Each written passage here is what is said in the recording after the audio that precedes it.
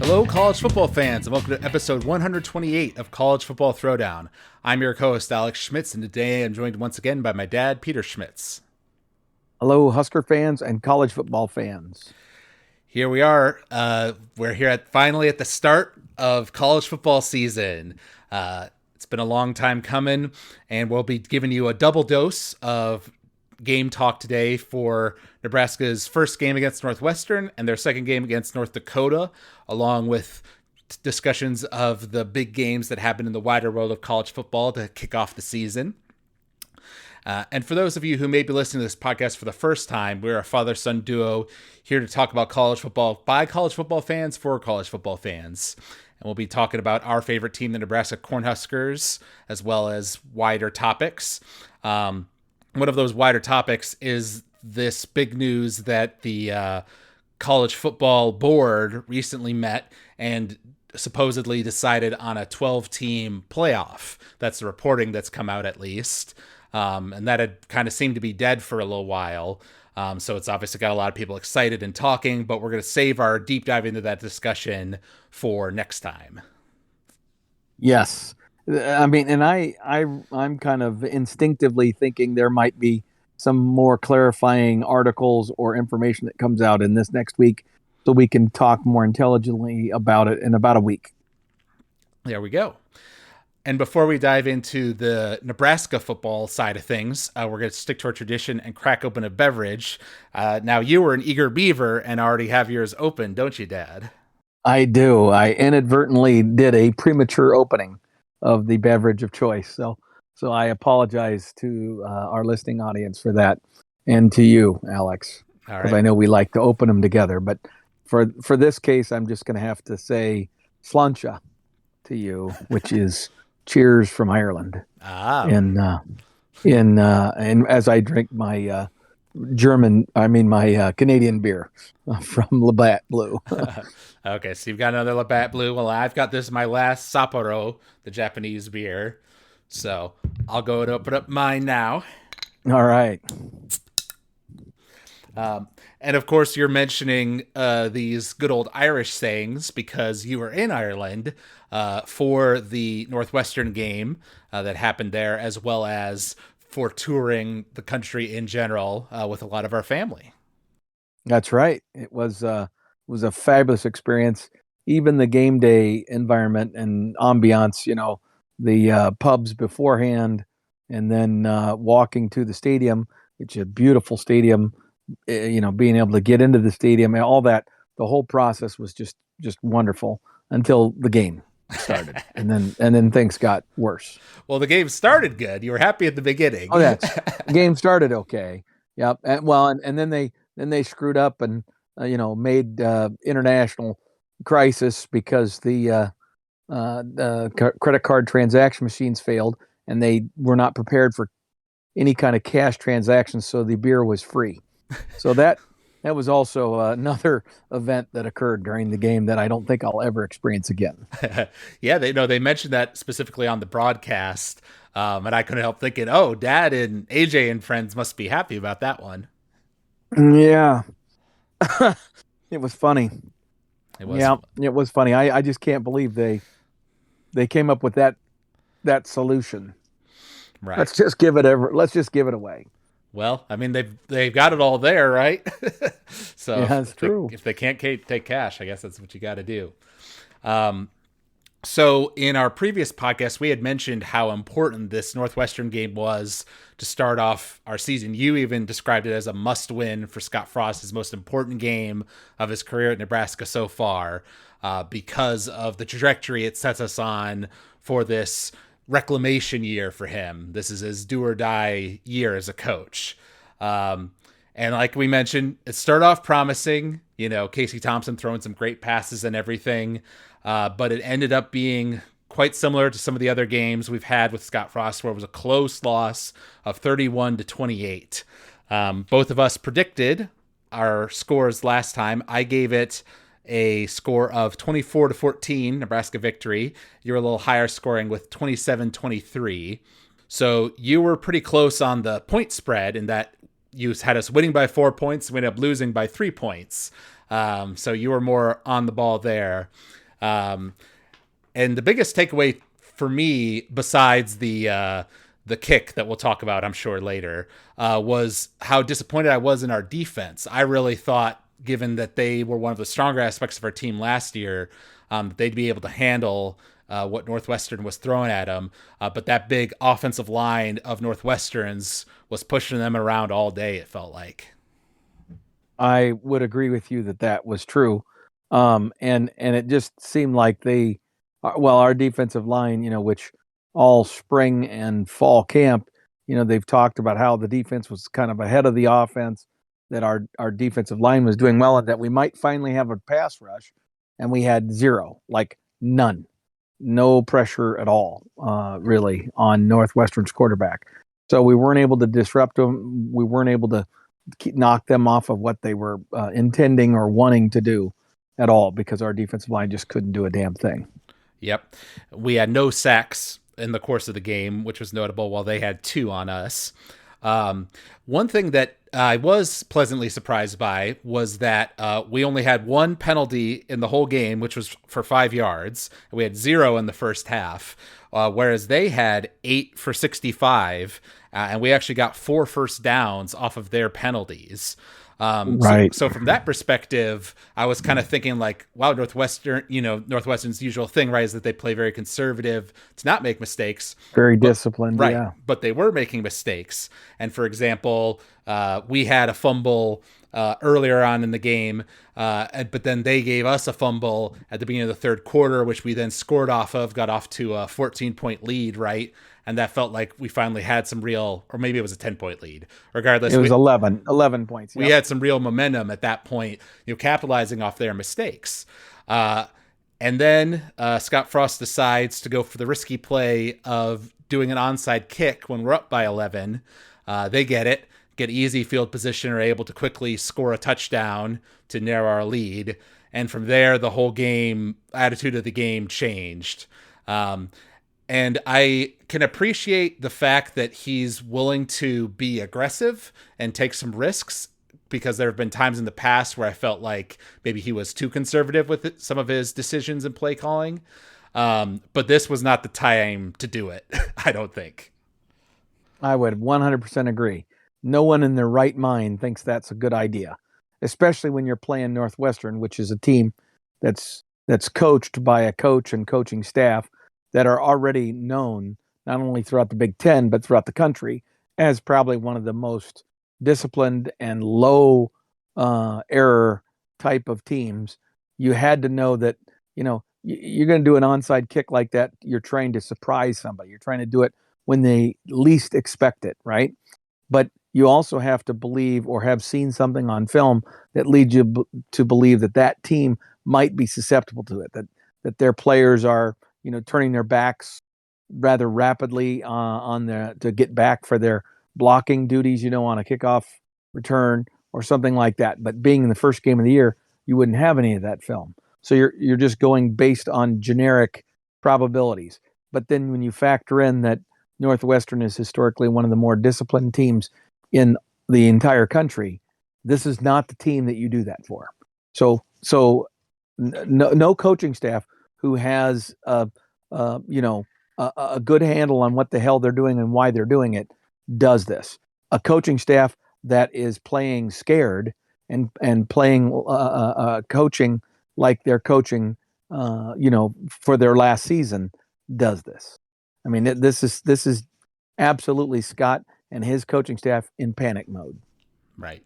And there was a moment earlier on as well where we went for it on a 4th down, where if we didn't get it, we were going to give them a good field position. And that was another time where I was like, well, I admire the guts, but I don't really agree with the decision, especially given it'd be one thing if our defense had really been kind of shutting them down, but they hadn't been. So giving them an easy opportunity like that at that point in the game, when it was still very close going back and forth, didn't seem like a good decision. I would agree. And see, it's those kinds of coaching decisions, nothing to do with the players, coaching decisions that you really watch, and you can do nothing but scratch your head and wonder what the heck is driving this group decision making process. Why would they think that was a good decision? And ultimately, it doesn't matter who decided to do it. Scott's held responsible because he's the head coach. Right. So, and you would expect major decisions like fourth downs or a onside kick are definitely something that ultimately is a decision made by Scott. Yeah. So I put that at his plate, at his footsteps, whatever you want to call it, and it's just stupid. Yeah. And I have to admit, in the previous podcast when we gave our predictions, I kind of gave it a little bit lower scoring game, thinking that both offenses would struggle some. It'd be more of a defensive, field position type battle. But I was pretty wrong on that. And it ended up that we had 24 first downs to their 26, 111 yards rushing to their 214, 355 yards of passing to their 313. So we had a total of 466 yards, but they had 527. So giving up 500 yards of offense to Northwestern, who's not known as an offensive powerhouse, is a pretty worrying sign for our defense. Right. And Northwestern is not a great football team. I would expect that they're going to probably end up with maybe a slightly better record than they had last year. They won 3 games last year. They might win 4 or 5, maybe 6, and get into a bowl game. But I don't believe this is a Northwestern team that's going to, push for a top position in the Big Ten West division. Their defense is not very good, and we should have been able to be much more proficient offensively against them than we were. It's ridiculous how poorly our offensive line played, and then our defensive line played equally bad. I mean, especially after this. Okay, so you have some adversity. You make the mistake, you kick the onside kick, etc. But they just collapsed. I mean, the offensive line, the offensive holes that Northwestern's running backs were running through in that the latter part of the third quarter and through the fourth quarter were absurd. It was just ridiculous. I don't know what the hell our defensive line was doing, but they had effectively appeared to have given up. Yeah. Well, and it was that, the usual Northwestern mindset, right, which we talked about, which is grind the ball, run the ball a lot, and it might not have success early, but over time, you're going to grind that team down. And near the end of the game, the commentators for Fox were even kind of questioning Pat Fitzgerald's very conservative play calling when they got the ball after us, like in the fourth quarter, and he would just go for 3 runs in a row, kill the clock, wouldn't get a first down, and then they'd punt it. But he was just relying on kill the clock. Nebraska will make mistakes. And in the end, we got the ball back with some time left, and Casey Thompson immediately throws an interception, and the game's over. So that's right. That's right. I mean, it's so predictable, and we'll eventually get to our next game, but there's patterns here, right? They have existed for some time. They certainly displayed themselves multiple times last year, and now they've displayed themselves in the first couple of games of this year, and it's so disheartening as a fan to continually watch this team that has talent, because that's the other thing we probably need to spend a little time. And I particularly like your insights because you were watching from a television camera, which frankly was better than our seats, right? Like, because you got the moving camera angles, but I mean, our overall performance, this effort level, all of this stuff was just incredible. For the first, let's say 2.5 quarters. And then when that event happened in the third quarter, you just can't be such a China doll that one bad thing happens and you collapse as an entire football team.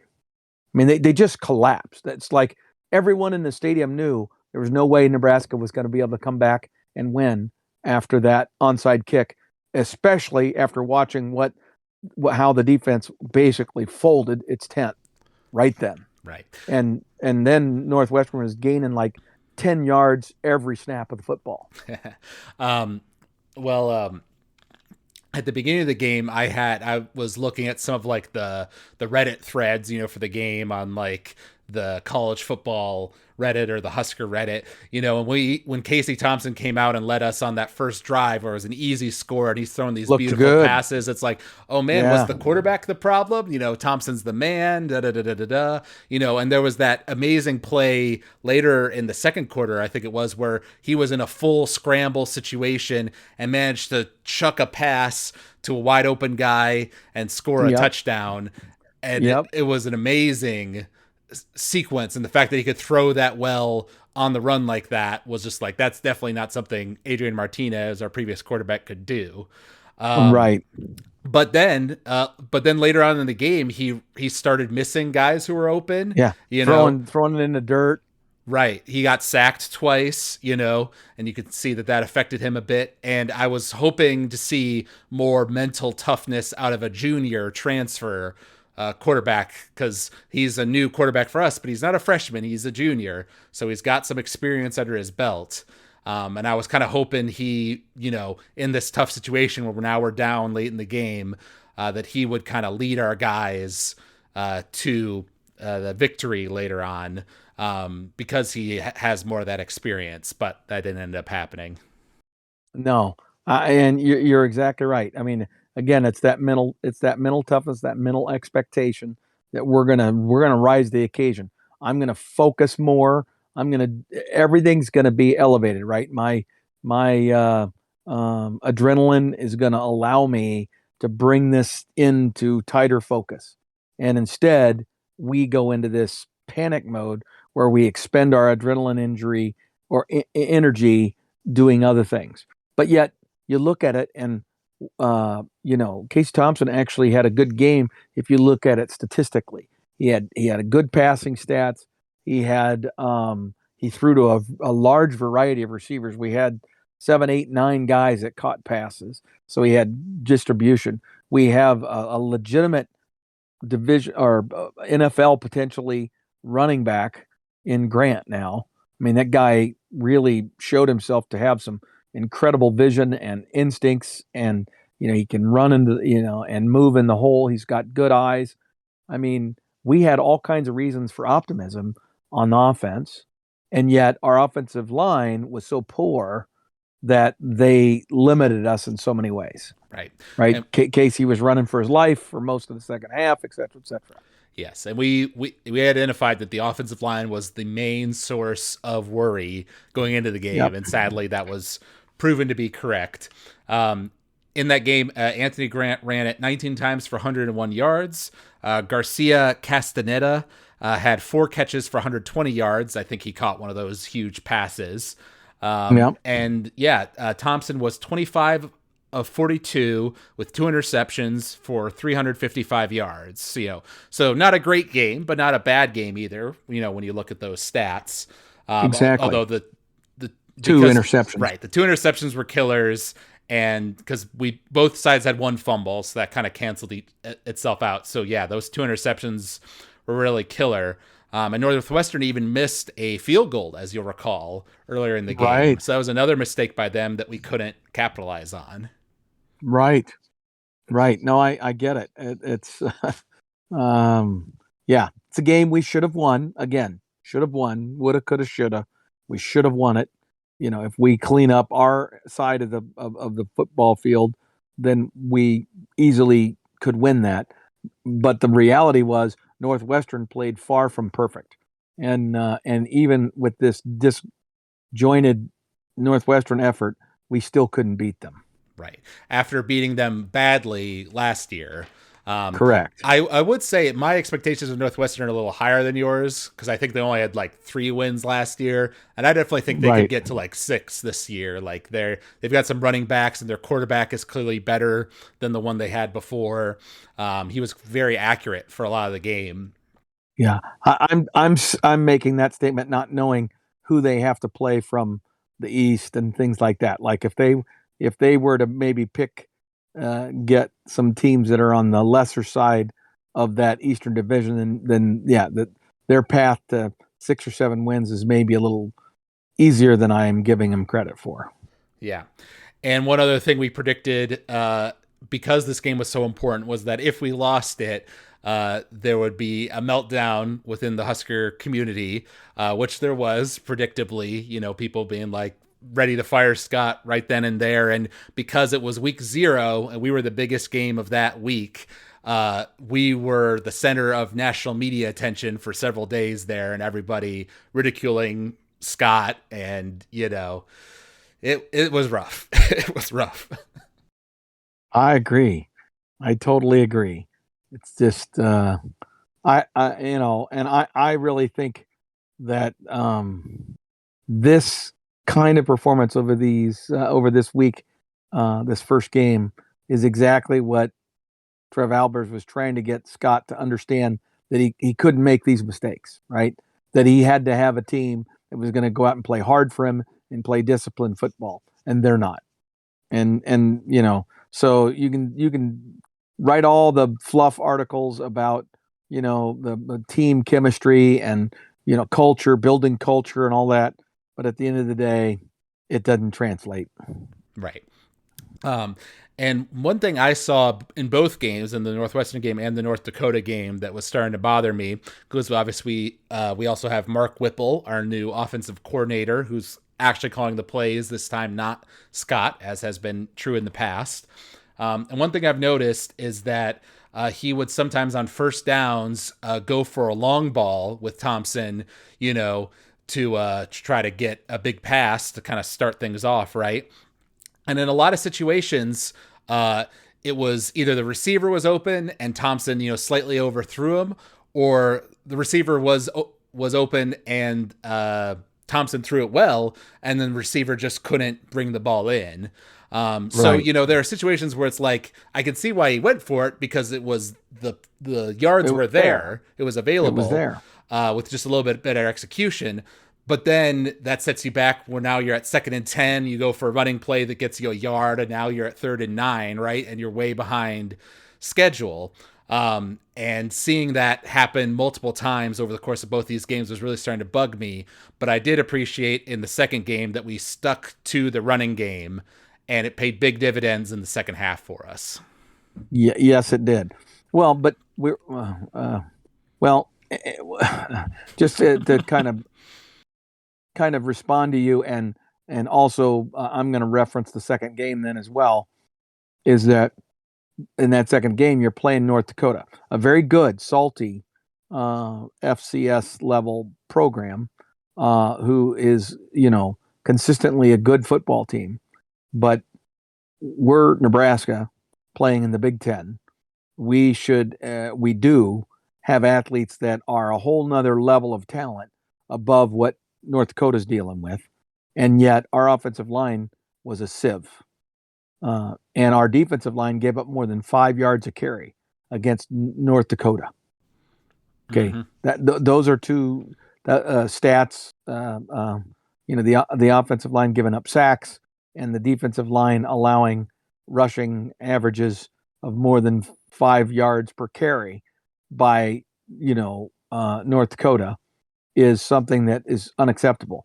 Our offensive line should have had a heyday. This should have been a huge confidence booster for our offensive line, where we were able to kind of get things right, so to speak. We should have been playing our second team offensive line in the late third quarter, and then maybe even deeper into the depth chart by the fourth quarter. Instead, we're scrambling for our lives. Right. Yeah, that was the thing, was that these sorts of games against FCS opponents, you want them to be blowouts, where you totally dominate the game. Like you say, you're able to bring your second team out in the third quarter or something, and get a nice confidence boosting victory for your team. And instead, it was back and forth, tied up. I think it was tied up by the end of the half. The third quarter. And, Yep. and then and even going to the third, it was still close. And then, later in the third and into the fourth, we were finally able to put it away from them. But the fact that it was that close with an FCS team, like you say, is not the confidence booster you wanted as Scott Frost. Right, exactly. Well, and it was, here we go again, right? we do the stupid onside kick thing or short kick, whatever the hell that was. I don't know if our kicker just whiffed and Well, missed his kick or what the hell he was trying to do. But we again, at one of the more critical times, after we score a touchdown, kick the ball and give it to them basically at the 45. actually, no. Your memory is a little off there because recall that they had a late penalty on like the extra point or something Right. that then moved the ball 15 yards on the kickoff, right? And so, yeah, we did purposefully go. What the commentator said was that it was one of those where you're trying to like hit the guy in the chest with the ball and it bounces Right. off And of have it them. And bounce right, and get a but right. again, But it didn't work, but they were at the 30. So it was okay. the 30 versus the 25, which makes little difference. So it was still a bit of a weird call, but at least I can understand the reward was better than the risk in that particular case. Right. Okay. I will concede it. But again, when you're a team that's just trying to get a fundamental win, do fundamental football. Don't worry about playing with all the rinky-dink special shit later after you have established yourself and built a little confidence in your team with the fundamental stuff. I just think trying to be overly aggressive with all the special team stuff just blows up in your face like it did in the game one, and then you damn near did it in game two. Because if they had turned around, I don't care that it was only the 30-yard line versus the 25. If you look at the stats on, what are the percentages of drives that start at the 20 or start at the 25 or start at the 30 and then end up being touchdowns, it's significant. 5-10 yards in terms of what that means statistically is significant at the end of the day in terms of what percentage of those drives that start at that spot on the field end up leading to points. Yeah. It's a big, big difference. Mm-hmm. And this is a good segue to talk about special teams because that was another area where we were really focusing because they were really bad last year, and we got a special teams coach specifically to help with that situation. And in terms of when we weren't trying to be fancy with it, and when we were just going for straightforward kicks and punts and stuff like that, I would say I definitely did see an improvement. Our guy was kicking it out of the end zone pretty frequently on those kickoffs. And in the Northwestern game, we had 6 punts for an average of 47 yards, average of Yes. 42 in the North Dakota game. And we had one missed field goal of 37 yards in the North Dakota game, followed up later by a made field goal of 46 yards. Right. So, I was mad that field goal kicker mixed that first one because it was pretty easy. But he redeemed himself, made a longer one later, so I can forgive that. And in general, I can definitely see the improvement that's been made, though another one that really bothered me in the North Dakota game was Oh God, yes. when they had a bad punt that didn't go very far, and Mm-hmm. the ball's just rolling, and one of our guys is there, one of their guys is there, and then our guy goes to grab it at the same time. Then their guy reacts and goes to grab it at the same time. Now it's a wrestle for the ball, and Yeah, that that could have idiot should have easily just been their ball. exactly that could have been a huge mistake, and he should have just backed away. Like I don't know what he was Yeah. doing. What exactly? What the hell did he think he was going to accomplish by doing that? And it wasn't even like the ball was rolling a lot and we were going to lose yardage or whatever because it was going to roll and we were going to lose, say, 5 or 8 yards or whatever. He did that for the stupidest of stupid reasons. Well, and then what about the kickoff, uh, or was it a punt? It had to be a kickoff. I'm pretty sure it was a kickoff that they kicked off, but it was short. And our deep back guy, came up to try to catch the football and wasn't able to do it. There ended up being like 3 of our guys, right, that were all there Oh, together. This was in like the second half. yeah, Um, right. I do remember that. and and it was like, what in the hell are you guys doing? How are 3 of you all standing there within 2 inches of one another, all supposedly involved in trying to catch it? And the answer was one guy was back there thinking he needed a block because he had no clue where the football was. And then the other 2 guys were both aware that the football was there, and they both were kind of thinking about, well, do I take it or do I not take it? I mean, there was just so much confusion and lack of confidence about what the hell they were supposed to be doing. And again, that's something that should be repped in spring practice and in fall camp early, so that those are kinds of things that should not be happening by the time you're in your second game of the year. Right. Yeah. Yep. That was another mistake. So yeah, still some questions on special teams, but also we can see elements of improvement as well, especially in I like the would agree. kicking side of things. Right. The specialist, yeah. The specialist looked to be better. Our punter seems to have had a couple of good games here. That makes me confident that we at least aren't going to be, horrible at punting. Right. And then with this North Dakota game, we didn't have the chance to do a podcast because obviously you were in Ireland, so we didn't have a Right. chance to predict it. It ended up being a 38-17 victory, but that score really doesn't show how close it was for 3/4 of the game. No, but basically it was tied at the end of the third quarter. I mean, going into the fourth quarter, pretty much. Maybe it was late third quarter, but bottom line is it was a tie ball game. In terms of where we were at, and they had the momentum, frankly, because of some of the bonehead choices we had made. So, and then our we just got lucky that our depth, if nothing else, eventually wore them down. Right. Yeah, it was 7-7 at the end of the half, and then by the end of the third quarter, we were up by 7. So that was the Okay, situation. And but then I feel like we must have scored late in that yeah, I think you're third right. quarter. I think you're right. Because yeah, I mean, when it was like tied up at halftime and everything, I'm like, oh god, if Scott loses this game, he'll get fired on the spot. Like this is gonna be bad.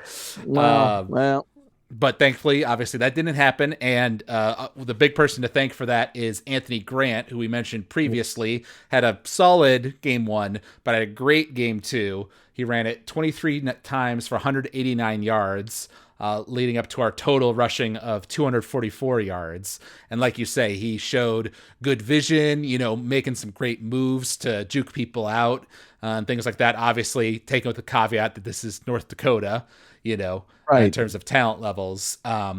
But he was definitely a nice highlight, and it's clear he's the number one guy in our running back core right now. Right, right. I would agree. The thing is, the thing that I'm most frustrated about, and I will also concede is probably the thing I'm going to focus more on next week for our next game as well, is to figure out what in the heck is going on with our offensive line. I mean, what kind of techniques are these guys being taught? Because it seems like even in running plays, all we're doing is a zone blocking type concept where our guy just tries to engage the guy in front of him and play patty cake with him. When you're playing against a North Dakota team that's given up probably 35 or 40 pounds or more per man versus their opponent, and our guys are 6'9" and have big long arms and supposedly the great strength program that we have and everything, and yet they're being run around. I mean, guys are just running right around them because they're so slow of foot or something Right. that they can't even block these tiny guys. And I have a hard time then in running plays. How are you not able to just crush these dudes and move that pile 3 or 4 yards? Our running backs shouldn't even be being touched for the first 3 yards. Right. And I know that North Dakota was doing something where they're changing from a 3-4 to a 4-3 on Yeah, defense, throughout the game, which, not an excuse, but don't. that was probably one factor that was throwing our guys off because North Dakota did get 3 sacks for 27 yards on Casey Thompson. There was even a scary moment where he went to the injury tent for a moment on Right. the sidelines. Came out, seems like it was just a ding or something. He's fine, but he's already been sacked 5 times in the first 2 games of the year. So it's not a great sign for his long-term health as a quarterback, which was an issue we've had in the past too. I agree. All I can hope for is that maybe the light bulb is going to go on and that this offensive line is going to get their shit together at some point here, and maybe this week against Georgia Southern we'll start to see it, and then they'll come together in time for the Big Ten play to begin. Mm-hmm. We would certainly hope so. One other player that definitely deserves mention is Garrett Nelson on defense, who had a great day, got back and sacked the quarterback once or twice, and was just, showing himself off as the leader on the defense, which I think is good because we did lose a lot of big names on our defense, like Cam Taylor-Britt and other folks like that, so we kind of needed someone else to step up into that leadership position to fill that hole. So that was one good thing to see, and once again, later on in the game, they were kind of stuffing North Dakota, and not really letting them get anything going late in the game. But early on, the amount that they were able to rush, getting a total of 175 yards of rush on us, was definitely concerning. Yes, exactly. No, I agree with you as the game went on. And so you hope that maybe that's a reflection of where we're headed, right? And not what was happening earlier. But at the end of the day, in terms of the defensive side, our inability to shut down their running game is just frightening to me, because I think that was, yes, it was a good FCS running game, but I can't think of too many teams that are left on our schedule that are going to have a more inferior offensive line than the one we just played. Yeah. So. No, well, I don't know if you got it, but I Facebook messaged you because you were in Ireland saying, like, it's great that Grant's having a great game, but I'm very concerned about our upcoming schedule because this is the easy part of our schedule. Exactly. These early games, leading to Oklahoma, and then we've got, Michigan or Iowa and Michigan and those tougher teams later on. So yeah, that's definitely a concern. Yeah. But yeah, just going through some stats real quick. We had 26 first downs to their 18, 244 yards of rushing to their 175, 193 yards passing to their 131. So a total of 437 to 306 in terms of offense. Both teams lost one fumble, and we had one interception, and they had none. So yeah, those were kind of the main stats, and that we actually got a couple sacks on them compared to the Northwestern game where we didn't get any. It was good to see that unlike in the Northwestern game, in this game, we did make some good halftime adjustments, clearly, and came out and did better in the second half. So that is a good thing to see. But yeah, still looking like a team on wobbly legs. Let's put it that way. Right. It's a pretty accurate way to put it. And until we can see solidification on the offense and defensive line, I think we are not going to have a great deal of success. And we have some issues at linebacker as well on defense where we just don't have any depth. And we have a couple of good linebackers, but they both have a history of injury. And I just don't. One of them's already didn't play in the North Dakota game because he got injured against Northwestern, and that's just been kind of the MO there. And so we need more depth at some of those positions, and we're already being tested that way. Right. Speaking of which, do you know what's up with Vokalek? I know he had some nice catches at the beginning of the Northwestern game and then went out later on. Right. I don't know what his injury is, but every time that they try to downplay something, say, he's day to day or whatever, it ends up being 3 weeks, right, before he comes back. No one seems to ever be held out one game and then come back and play effectively the next game. So I'm going to guess that Vokalek won't be available for the Georgia Southern game, and that their premise would be they're going to value him too much and say better for him to miss out on this game and wait until we get to games that are more important, so to speak, and then we'll play him. So I would expect he's going to be out this coming week. Right. And one other stat I should mention is that unlike the first game, we were pretty rough on penalties this time. 7 for 54 yards. Now North Dakota had 6 for 70, so both teams were pretty heavy on penalties. But it seemed kind of like those first game jitters kind of happened in the second game for us on that front with offsides and stupid stuff Yeah. like that. Oh, I know. Yeah. I mean, there and again, stacking penalty on top of penalty when you can least afford it. We're playing in a critical moment in the game, and we had like 3 penalties in one series. Mm-hmm. Yeah, they would kind of stack up like that, like you're saying. Yeah, yeah, and Um, that you just can't do that. yeah. Um, So we'll give our prediction for the Georgia Southern game near the end of the podcast, because that's obviously the third game that we're looking forward to this weekend. But there were several other games going on in week one of college football. Quite a good weekend to start things off with the usual craziness you'd expect. I actually had the Georgia Oregon game pulled up on my laptop during ours because it started at the same time. But I Okay. ended up closing it after the first half because it was already like 27-3 or something like that. Georgia was clearly dominating. It ended up being 49-3. So a brutal matchup of 3 versus 11, according to the rankings there. Hmm. That's interesting. And yeah, and the Oregon was just overrated more than I don't know what to think about Georgia. They're clearly one of the best teams in the country. That's not surprising, but and if I remember correct, they had quite a few players returning from last year's national champion.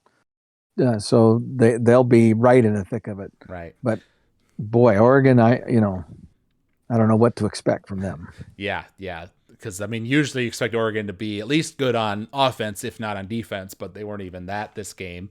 Of course, one of Georgia's strengths is their defense. And actually, while watching our guys miss tackles in that North Dakota game, which was frustrating me to no end, I saw a nice tackle by one of their guys where he wrapped him up solidly by the legs. I'm like, our guys should be watching this game here, get some pointers on technique.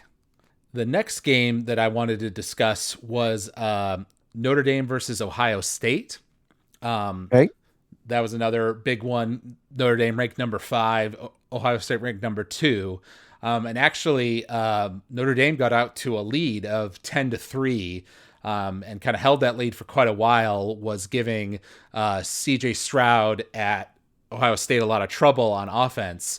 But they're reversely, Notre Dame's offense just couldn't get anything going.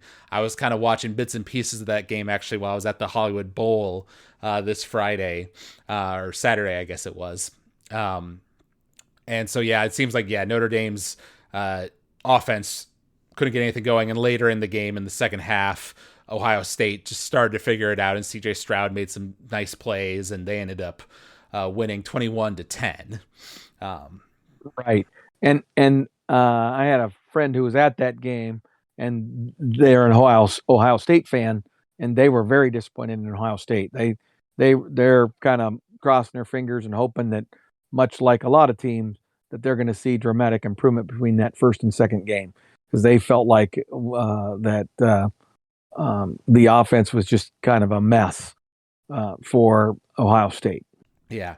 And there were some interesting Big Ten games as well. I believe Rutgers played Boston College on Friday, and they ended up winning 22-21. So a close run thing, but that was an upset win for Rutgers, who we have to play later this year. Right. Well, and I expect Rutgers to be measurably better than they were last year. One that was funny was Iowa playing against South Dakota State while we were playing North Dakota. They were playing South Dakota State, and ended up winning 7-3 in the most Iowa way possible, and that there were no touchdowns scored, just a field goal and 2 safeties. Jeez. Jeez. So 2 field goals, one for each team, and then 2 safeties were the difference. Yep. I saw a funny Wow. headline in like the Iowa newspaper the next day, and the headline was missing the O's because there was no Oh. offense. So Yes. I thought that was pretty clever. Um, Yes. And another crazy one was Florida going up against Utah. Utah was actually Yes. the team expected to win that one, going into the season, ranked number 7, being the Pac-12 champion from last year. Yes. Um, and it was kind of a crazy game where Utah was up for a lot of it. Then Florida scored late, and Utah had to run like 1 minute drill to get down the field, and they did. And they were at the goal line, with enough time to score, or even if you can't score right, you just kick a field goal and go into overtime. And they throw a pass and it's intercepted and it's game over. So Utah Oh, should have won that game and messed up at the last second. right, right. And he made a decision. That was a coaching decision. Yes. Yeah, I don't remember Okay. I was watching the end of that game. Let's get at the bowl. I don't remember the exact Yeah. situation. Uh, Circumstance. but, Yeah. but yeah, But I that's mean, really a coaching decision. yeah, he didn't That, have to throw it. right, right. So, Interesting. although I think they were out of timeouts, to be fair. So that was probably a factor. Um, And then another crazy one was Florida State versus LSU, both unranked teams going into the year. And Florida State was up throughout the game and even got a turnover from LSU late, where they should be able to just end the game right there. They had great field position. Right, right. And then they go for a pitch play on the goal line, and the running back fumbles the ball, and it's LSU's ball on the 1. So there's that heartbreak. Crazy. And then Yes. LSU goes on a great 99-yard drive with just a little bit of time left to score with 1 second left on the clock. They score, touchdown, and if they just kick the extra point, it'll be tied, and they go into overtime. And then Florida State blocks the extra point, just like they blocked a field goal earlier in the game, and it's game over. Florida State wins. Wow. Yep. That's just amazing. That's just amazing. Yes, and of course Brian Kelly is now at LSU trying to rejuvenate their program after a disappointing year last year. That's crazy. Yeah. One final one was North Carolina versus Appalachian State. I didn't get the chance to watch the recap for this one, but as a crazy scoreline of 63 North Carolina, 61 Appalachian State. And the craziest part is that North Carolina was up 41-21 at the end of the third. So Appalachian State scored 40 points in the fourth quarter. Wow. That's just crazy. Yeah. But North Carolina scored 22 points. So they still I managed know. to hold It was on. like over 60 points or something in one quarter between the two teams. Right. Yeah. Which is just, yeah, I got to watch that to see how that happened because that's just insane. Me too. I didn't watch it obviously, and after reading about it today, I'm like, I need to see that just to kind of see the circumstances and how that plays out. How many turnovers, how many great long plays, or was it mostly about turnovers and penalties and things like that that put them in a position for short fields? There definitely had to be some interceptions and stuff there. That's the only Right. way that makes any You would sense. you would think, yes. Yeah. Um, and looking ahead to next week, there are less, kind of big games because obviously they put some prominent ones on week 1 to start things out. But Alabama, Texas is an interesting one. Not necessarily expect to be competitive, but it'd be interesting if Texas came to play that day. Kentucky's playing against Florida right after their big win over Utah, and Kentucky's ranked 20th currently. USC Stanford, a classic in the Pac-12 that's happening this weekend. And the one kind of top 25 matchup is Baylor versus BYU. Baylor ranked 10th, BYU 25th. Yeah, that sounds like a good one too. I kind of would like. Where's that one being played? Does it say on your list that you're looking at? It is at BYU, so that gives them a little Okay. bit more. More, yeah, absolutely. And then on our side of things, we're playing against Georgia Southern, another lesser school, though they played against Morgan State this past weekend and crushed them 59-7.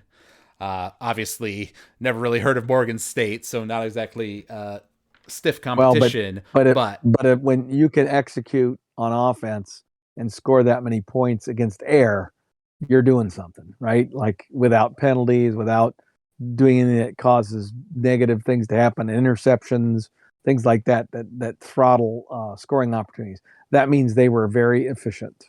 right. Which leads me to believe in our prediction for next week that it might become a bit of a score fest, given how sieve like our defense has been so far this year. One thing I'm looking for in this game is for Anthony Grant to have another big game with lots of rushing yards, and also to see Casey Thompson reflect what he did in the North Dakota game, where he wasn't afraid to run it when the opportunity was available to him, so he can mix up his ability to run it along with his great passing arm, so that we're able to score a lot of points on offense to offset whatever weaknesses our defense may have against this efficient Georgia Southern team. What are your thoughts on that regard? Yes.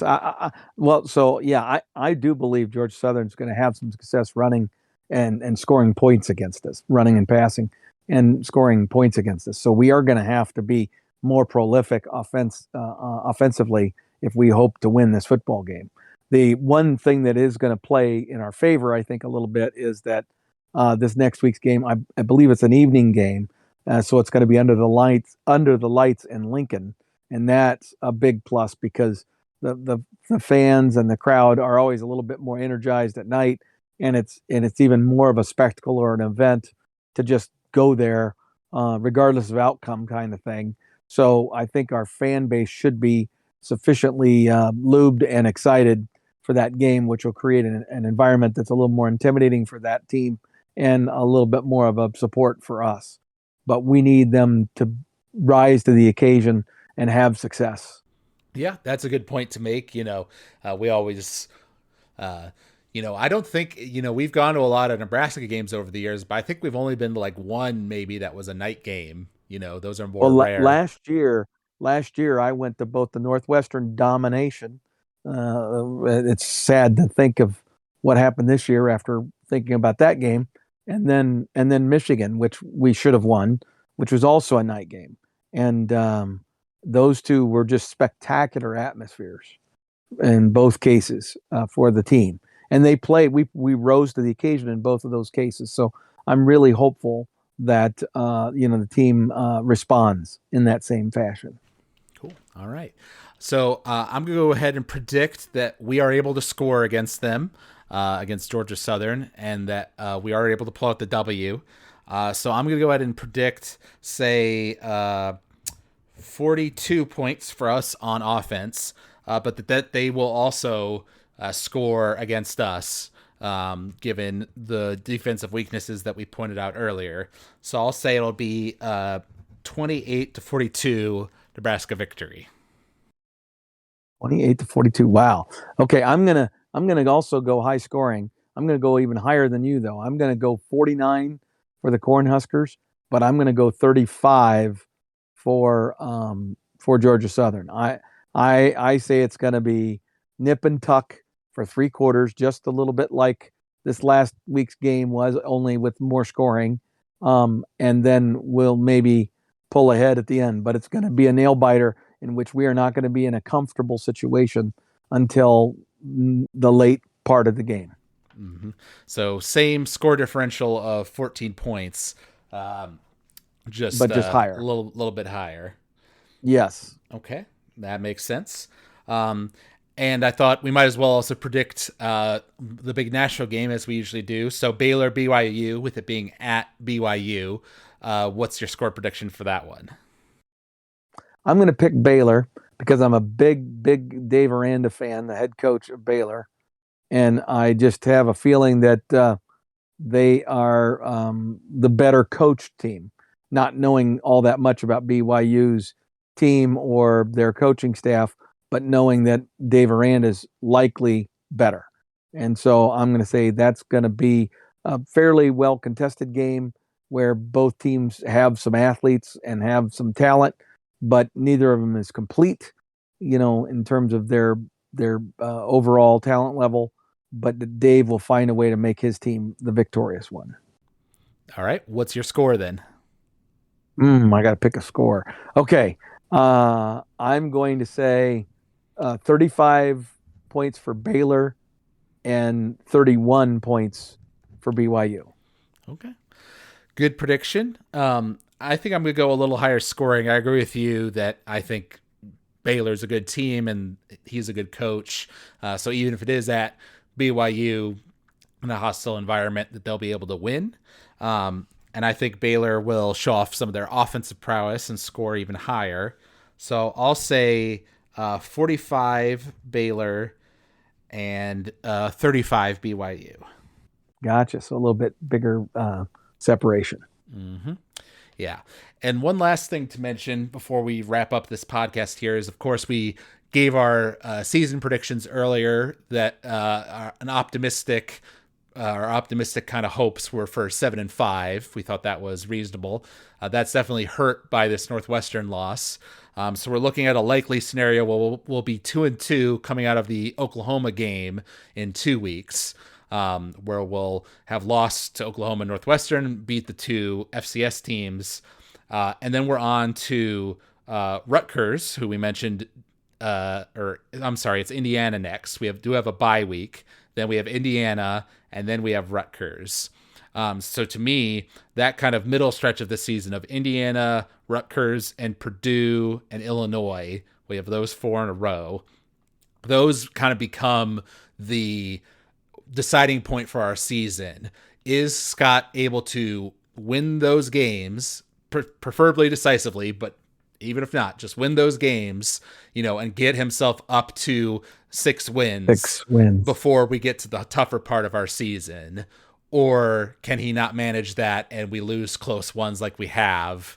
Because if that's a scenario that plays out, I think we could see a situation where Scott gets fired before the end of the season and we have some sort of interim coach going into those last few games of the year that are expected losses for us. What are your thoughts there? Okay, well, I would say you're right that if we end up losing some of those 4 games you just described, and we find ourselves below 500 at that point in the season, then I think we'll be able to fairly reasonably reach the conclusion that we're unlikely to end up with a winning record and won't necessarily be able to go to a bowl game, right? So then I think Trev will be actively seeking options, and if he has somebody that he needs to secure for fear that they're not going to be available at the end of the year, he may pull that trigger. But I'm hopeful that they wait until after the season's over and then make it happen quick, because a lot of conversation and stuff could take place before the end of the season. That would be my preference. But as you just are describing that to me, our chances of getting to that 6 wins is pretty bleak, because Purdue actually played pretty darn well, and even Rutgers is a team that I'm very, very scared of in terms of what they can do against our team, because they've got a coach that I really think is pretty damn good. Mm-hmm. So we'll see, but it's going to be really, really hard for us to win those 4 games after starting the season 2-2. Yeah, because I believe I want to say it's October 1st, which is the day of our Indiana game, that is in the contract, like when Trev can fire Scott, that the option is available to him. Right. And obviously we hope that doesn't happen. I don't think that would happen that early, regardless. But one of the things we talked about when Trev decided that he was going to keep Scott last year is that he's a young, new athletic director, hasn't necessarily made all the contacts, right, that someone more experienced has. So what I'm looking for from him is that he has reached out to people, in the off season, made these connections, and just put some feelers out there, because he knows that there's kind of a coin flip's chance of whether Scott's going to pull it out this year or fail. So I'm hoping that if worse comes to worse, he has a good option in his back pocket ready to go. Right. That would be my hope. Well, and we were just talking about, my first choice, which would be Dave Aranda from down there at Baylor. if we end up shopping for a coach, I sure hope he's on the short list. Mm-hmm. Yeah, and in terms of recent success, he'd kind of be crazy to leave Baylor for Nebraska. But in terms of monetary compensation and like long-term outlook, right, with the Big 12 versus the Big 10, that might be the angle we could use, but we'll see. Right. Well, and whether does Dave want to get back into the Big Ten or the SEC, or is he content to stay in a Big 12 minus Oklahoma and Texas, because he now has an even greater chance of consistently competing for the championship there. That's true. That's true. So yeah, we'll have to see how all that plays out. Of course, we're wishing the best for our Huskers this upcoming weekend. And I'm actually traveling back to Michigan here this upcoming Friday. So we may be able to watch the next two games together in person, which is always a fun time. It is. I'm hoping we can do at least one of the 2 weekends, if not both. So, yeah. So we'll figure that out. You can get your cheese dip ready to go for me. How about that? There you go. There you go. An enticement, an inducement. Yeah, there we go. All right. Well, if you all out there enjoyed listening to this podcast, you can email us at huskerpete13@gmail.com. You can also find us on Apple Podcasts or Spotify and leave us a rating or review there. We always love hearing from the fans, and we'll read any comments we get out off on the air and discuss them thoroughly. So thank you all for listening to this podcast, and thank you, Dad, for joining me. And until next time, go Big Red. Go Big Red.